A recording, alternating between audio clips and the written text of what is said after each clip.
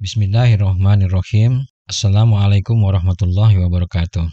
Alhamdulillahirabbil alamin, hamdan katsiran thayyiban mubarakan fih. Allahumma shalli wa sallim wa barik ala nabiyyina Muhammad. Bismillahirrahmanirrahim. Rabbi shrahli sadri wa yassirli amri wahlul 'uqdatam min lisani yafqahu qawli. Amin ya Allah ya rabbal alamin. Alhamdulillahirabbil alamin. Senang sekali dapat berjumpa kembali dengan teman-teman semuanya dalam channel kami Tata Bahasa Al-Quran. Pada channel ini insya Allah kita akan belajar bersama kaidah-kaidah tata bahasa Al-Quran mulai dari tingkat yang paling dasar sampai dengan nanti insya Allah kita akan mempelajari dan memahami proses penerjemahan ayat-ayat Al-Quran sesuai dengan kaidah-kaidah tata bahasa. Pada video kali ini, kita akan melanjutkan pembahasan tata bahasa Al-Quran. Alhamdulillah saat ini kita telah sampai pada bab yang ke-7 yang akan membahas tentang frase harf atau frase yang dibentuk dengan menggunakan kata harf. Sebagai review singkat atas progres dari video-video sebelumnya, pada 2 video terakhir, kita telah membahas 2 jenis frase, yaitu frase kepemilikan atau frase idhofah dan frase kata sifat atau mausuf wasifah. Selanjutnya, pada video kali ini kita akan membahas materi lanjutan tentang frase, yaitu frase harf atau frase yang disusun dengan menggunakan kata berjenis harf. Insya Allah kita akan membahas 2 jenis frase, yaitu frase kata depan atau frase harf jar dan frase harf nasab atau frase dengan menggunakan harf nasab. Sebelum membahas lebih detail tentang kaidah frase harf, marilah kita mulai dengan mereview kembali materi jenis kata harf. Penjelasan detail tentang jenis kata harf sudah kita uraikan dalam bab pertama, yaitu materi jenis kata di dalam bahasa Arab. Baik, kita mulai reviewnya. Harf adalah kata yang tidak memiliki makna yang lengkap tanpa ada kata lain yang mengikutinya. Contoh harf dalam bahasa Indonesia adalah dan, dari, pada, ke, dalam. Kata-kata tersebut saat berdiri sendiri memang sudah memiliki arti atau makna, namun maknanya tidak jelas. Misalnya kata harf dari, jika sendirian memang dia memiliki makna, tetapi masih kurang lengkap dan masih membingungkan. Namun, jika harf tersebut digabungkan dengan kata sekolah, maka akan membentuk sebuah frase, yaitu dari sekolah. Sehingga makna kata dari menjadi lebih jelas. Sebagaimana sudah dijelaskan tadi, di dalam video ini insya Allah kita akan membahas frase yang menggunakan 2 jenis kata harf. Yang pertama adalah frase harf jar, dan yang kedua seperti yang disampaikan tadi adalah frase harf nasab atau frase menggunakan harf nasab. Apa itu? Mari kita bahas dalam uraian berikut. Yang pertama kita bahas adalah frase harf jar. Frase harf jar disebut juga dengan frase jar wa majrur. Dikatakan demikian karena frase ini terdiri dari harf jar yang diikuti oleh ism majrur. Frase jar majrur sangat banyak disebutkan di dalam Al-Quran, di mana disebutkan kurang lebih 13.000 kali. Sehingga sangat penting kita mempelajari frase ini. Di dalam Al-Quran terdapat 11 jenis harf jar yang perlu kita pelajari. Harf jar tersebut adalah yang pertama, bi atau dengan, ha atau demi, ini adalah sumpah, ka atau seperti, li atau la, artinya untuk, kemudian wa artinya demi, ini juga sumpah. Selanjutnya adalah min atau dari, fi artinya di dalam, an artinya pada atau bahwa, kemudian ala artinya di atas, atau juga bisa diartikan pada. Selanjutnya hatta atau sehingga. Terus kemudian ila atau ke atau kepada. Berikut adalah contoh frase jar majrur pada surat Al-Fatihah. Langsung saja kita teliti pada masing-masing ayat. Pada ayat yang pertama, surat Al-Fatihah, A'udzubillahi minasyaitonirrajim, Bismillahirrahmanirrahim. Di dalam ayat ini terdapat frase bismi. Bismi adalah huruf jar bi yang diikuti dengan ism majrur ismi. Bismi artinya dengan nama. Pada ayat kedua, Alhamdulillahi Rabbil Alamin. Pada ayat ini terdapat frase huruf jar lillahi, di mana frase ini terdiri dari huruf jar li atau untuk diikuti dengan ism majrur kata Allahi. Lillahi adalah untuk Allah. Kemudian pada ayat yang ketujuh, Siratal ladzina an'amta 'alaihim ghairil maghdubi 'alaihim waladdallin. Pada ayat ketujuh ini terdapat dua frase jar majrur, yaitu 'alaihim. Di sini terdapat harf jar 'ala diikuti dengan ism majrur berupa dhamir muttasil atau dhamir yang tidak bisa berdiri sendiri atau dhamir melekat him. Ala dan him disebut dengan alaihim, yang artinya adalah di atas mereka. Harf jar pada frase jar majrur dibedakan menjadi dua jenis, yaitu harf jar yang menempel dengan ism majrur, dan yang kedua harf jar yang terpisah dengan ism majrur. Kita bahas yang pertama adalah harf jar yang menempel pada ism majrur. Terdiri dari 5 harf jar yang selalu menempel pada ism majrur. Yang pertama adalah bi, yang kedua adalah ta atau demi, yang ketiga adalah ka, yang keempat adalah li, dan yang kelima adalah wa. Berikut ini adalah contoh harf jar yang menempel pada ism majrur. Yang pertama, harf jar bi. Sebagaimana sudah tadi disebutkan di dalam surat Al-Fatihah, terdapat harf jar bismi, yaitu dengan nama. Kita perhatikan penulisan bi langsung digabung dengan ismi, menjadi bismi. Kemudian yang kedua pada frase tallah atau demi Allah. Dalam frase ini, harf jar ta menempel langsung dengan kata Allah. Selanjutnya, frase ka'asfin. Ka menempel langsung dengan asfin. Selanjutnya, harf jar li. Sebagaimana tadi di dalam surat Al-Fatihah, lillahi. Harf jar li menempel langsung dengan kata Allahi. Penulisannya disingkat menjadi lillahi. Selanjutnya adalah harf jar wa. Wa untuk sumpah ini dituliskan menempel langsung. Contohnya adalah wal asr atau demi waktu. Kemudian yang kedua adalah harf jar yang terpisah dengan ism majrur. Terdapat 6 jenis harf jar yang terpisah dengan ism majrur. Yang pertama adalah min atau dari, yang kedua adalah fi atau di dalam, yang ketiga adalah an atau pada atau bahwa, selanjutnya adalah ala, kemudian hatta, kemudian ila. Contoh harf jar yang menempel pada ism majrur adalah yang pertama harf jar min. Contohnya min syarri, yang artinya dari kejahatan. Terus kemudian harf jar fi, contohnya adalah fil uqad, di dalam ikatan. Selanjutnya untuk harf jar an atau pada, contohnya adalah an solatihim, pada solatnya.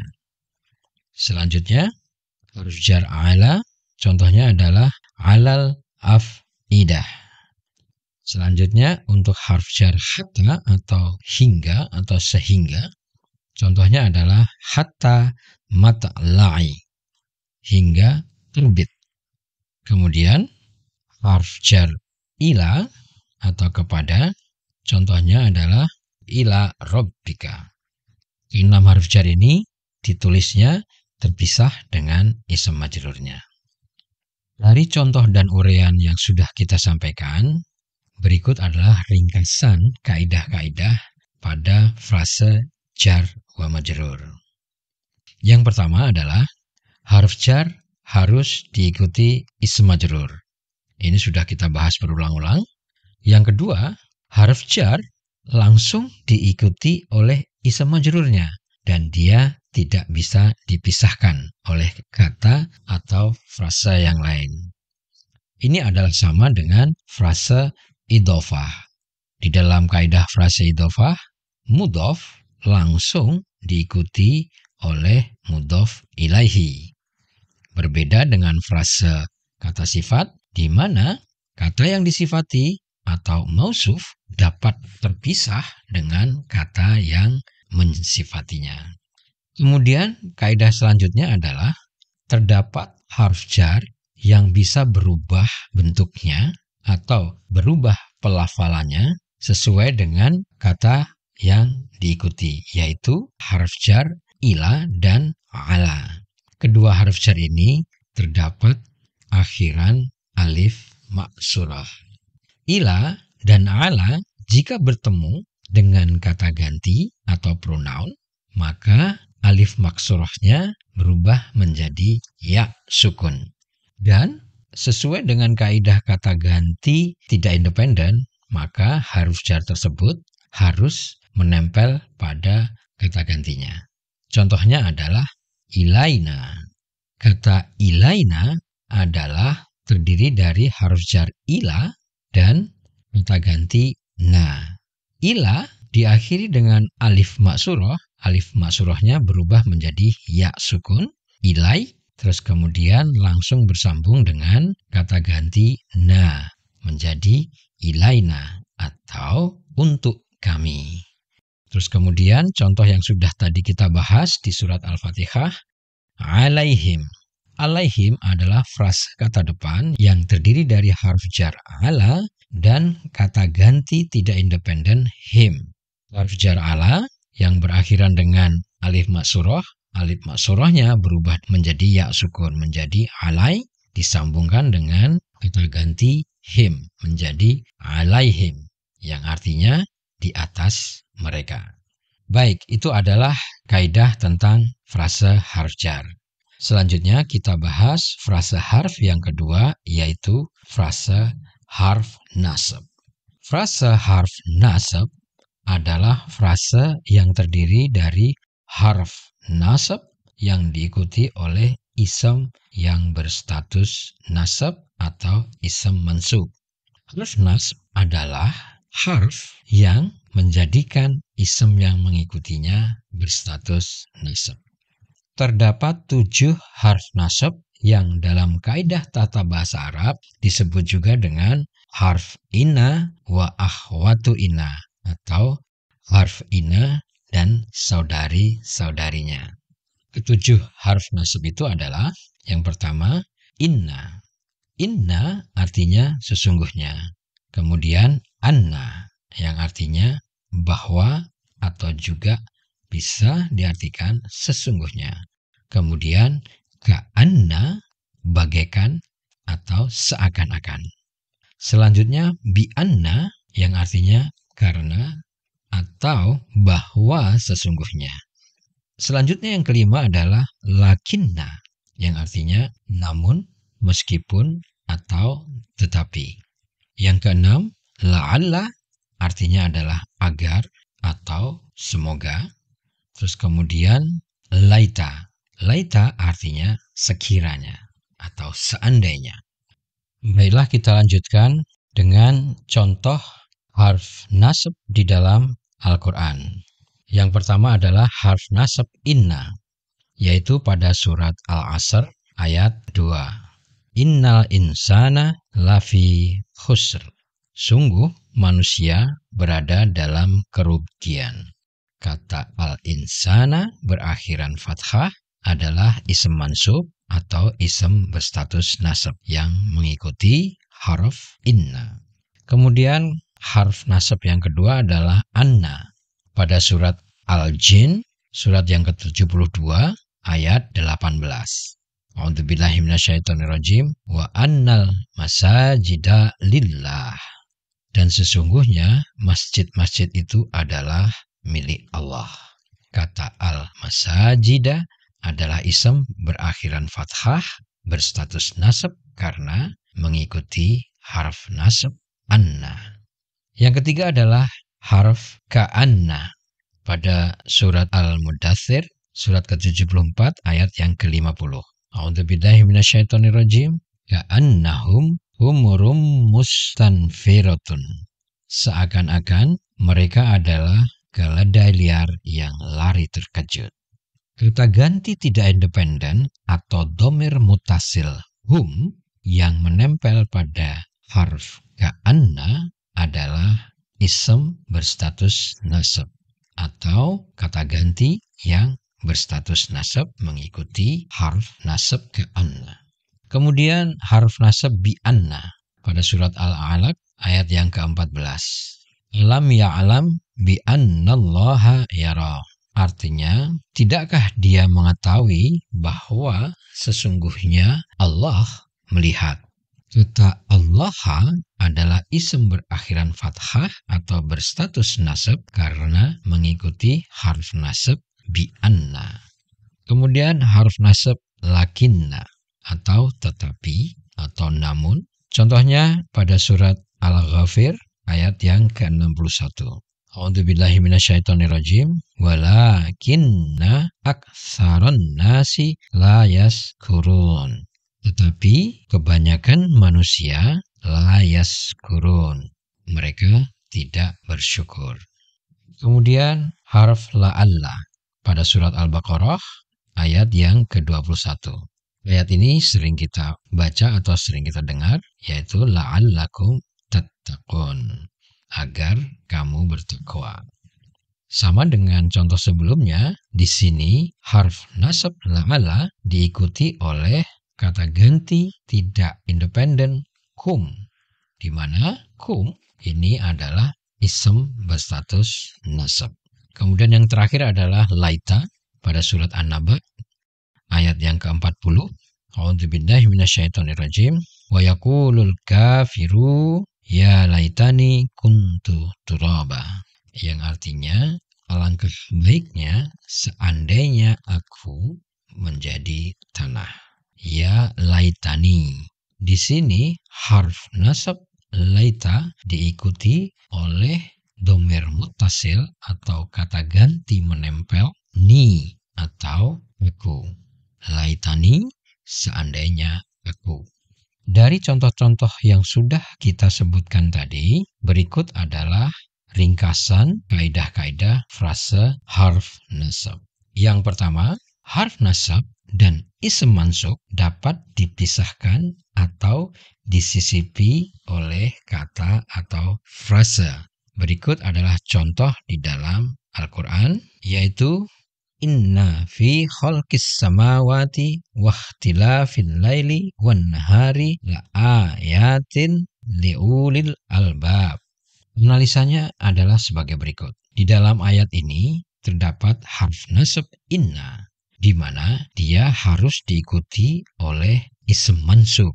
Jadi, kita harus dapat menemukan ism mansub yang mengikuti haruf nasab inna. Dan ternyata setelah kata inna tidak diikuti langsung oleh ism mansub. Pertama, kata inna diikuti oleh frase jar majrur yaitu fi khalqi, yang artinya di dalam penciptaan. Setelahnya diikuti frase idhofah, di mana ism majrur pada frase sebelumnya khalqi menjadi mudhof pada frase khalqis samawati.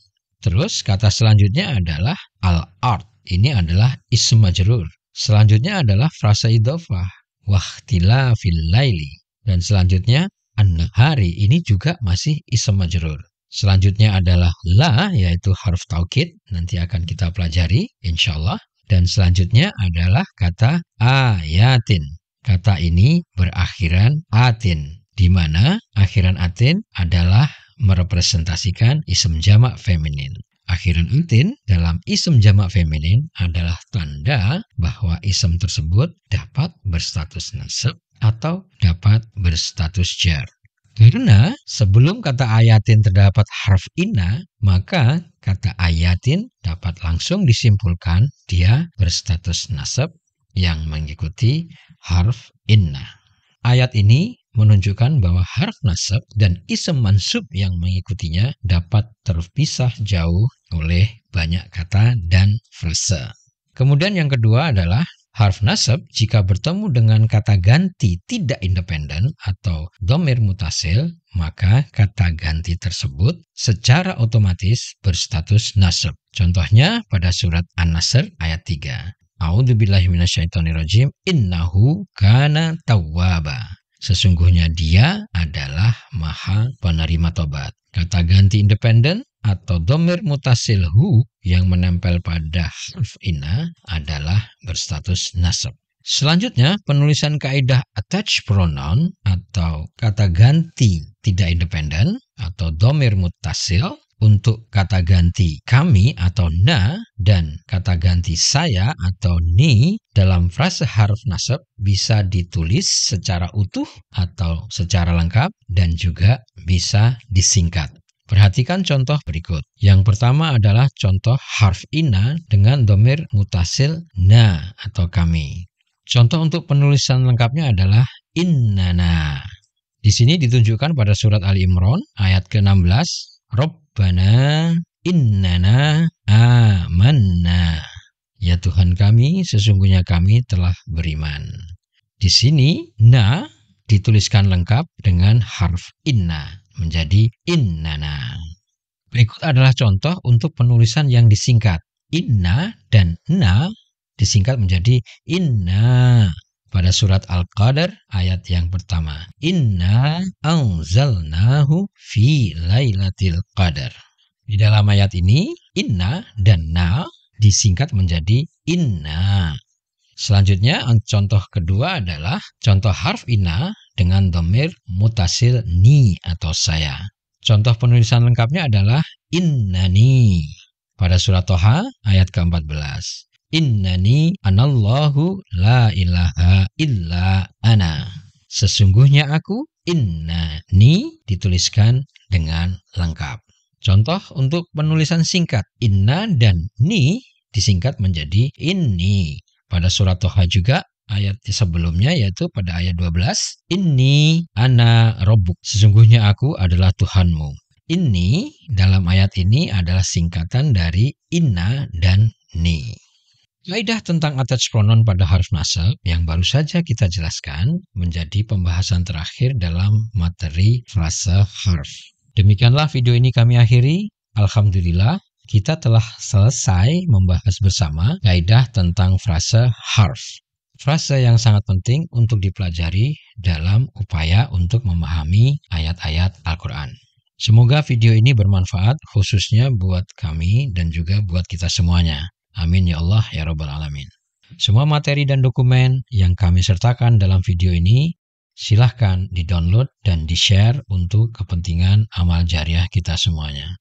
Kami mohon maaf jika terdapat kekurangan dan kesalahan dalam kami mempersiapkan materi dan juga menyampaikan materi. Mohon koreksinya jika terdapat kesalahan supaya dapat menjadi koreksi dan supaya channel ini menjadi lebih baik dan semakin baik dalam menyampaikan kaidah-kaidah tata bahasa Al-Quran. Kami tutup. Subhanakallahumma wa bihamdika asyhadu alla ilaha illa anta astaghfiruka wa atubu ilaik. Assalamualaikum warahmatullahi wabarakatuh.